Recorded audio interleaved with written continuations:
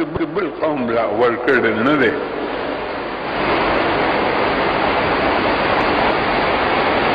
او ما بتقول چې تاسو نه دا طاقت درکړي دا طاقت په بل قوم کې نشته او افسوس خبره ده افسوس په دې ده چې خدای موږ کوم طاقت راکړی دی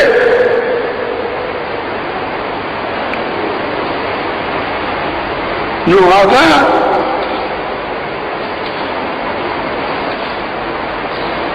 طاقت موږ د مخالف په مقابله کې نه استعمالوو هغه طاقت من پکور کے استعمال اگرتا اور خطاس بھی نے رم سہاری فریدی جنبیدی چبگنے دشمنے دی بغض دی کنا دا چاہتا دیو پختون بل پختون تا پی اتفاق ملا کلما پا خوشحالنے نستا پا خوشحالنے کلما خیر نگواری نستا خیر نگواری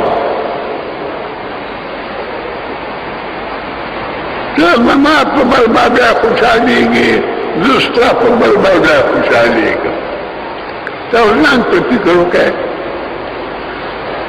زه تا وجنم که ما وجنې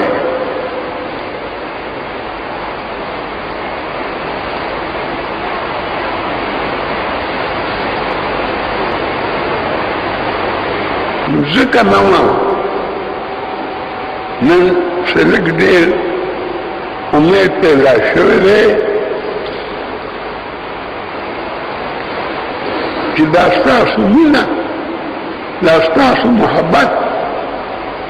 او دا ستاسو جوش او دا ستاسو احساس وینما وینو پام وکړه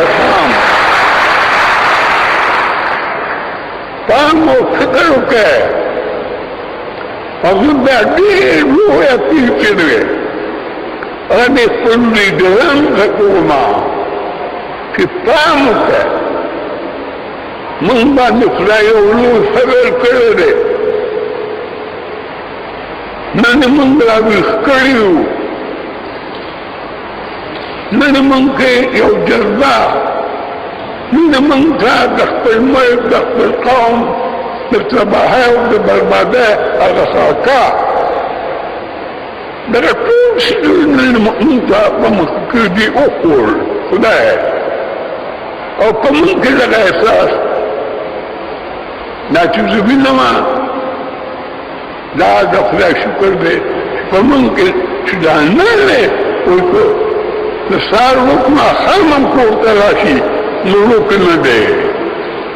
دا په موږ کې چې دا کوم احساس پیدا شوی دی دا وینم دا زما یادونه دی دا د خلکو خوښ نه دی او د دې لپاره زه تاسو ته اپیل کوم او د خپلو مشرانو ته اپیل کوم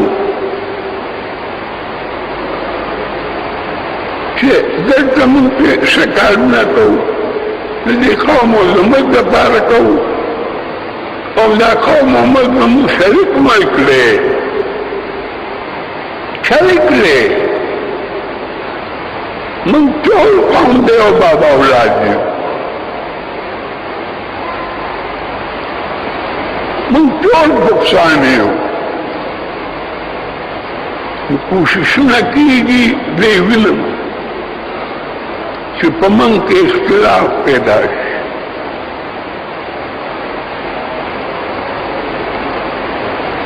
نو یو خدما دا تاسو ته یرونو پر دوست دشمنو پیژنه پیدا او نقصانو پیژنه او پام کوه چې د ملک په مفاد چې کوم د ملک مفاد په هغې کې لمونږ نرسو اختلاف په مونږ کې پیدا نه کړي دا خبره چې ما تاسو ته وکړله تاسو به اورېده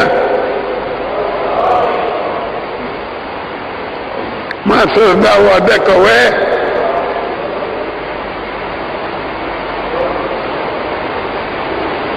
چې تاسو به کوشش کوئ دا خپل قوم به پوهوئ دا کوم احساس او کومه جذبه دا چې په مونږ کې پیدا شوې ده چې دا چې خلک په دې ملک کې ډېر زیات دي او د هغې ټوله وجه څه ده چې د کوم قوم کې د پیسې محبت او د کرسۍ شوق د اقتدار شوق پیدا شي هغې قوم کې دا میعاد دی هغوی کې اتفاق نه راځي نه په هغې ملک کې جمهوریت راځي نه سوشلزم راځي او نه اسلامزم راځي تاسو خو فکر وکړئ نن وګورئ مسلمانانو ته اسلام خو مینه ده محبت دی روغولي ده قامولي ده آبادي ده زمونږ څه حال او دا څه پیدا کړي تاسو اول د خپل افغانستان روح ته وګورئ جنګ د چا دی جنگ د روس او د امریکې جنگ دی او فکر وکړئ موږ پکې څه وکړو موږ پکې منګه پخلانه یو خوا پښتون بل خوا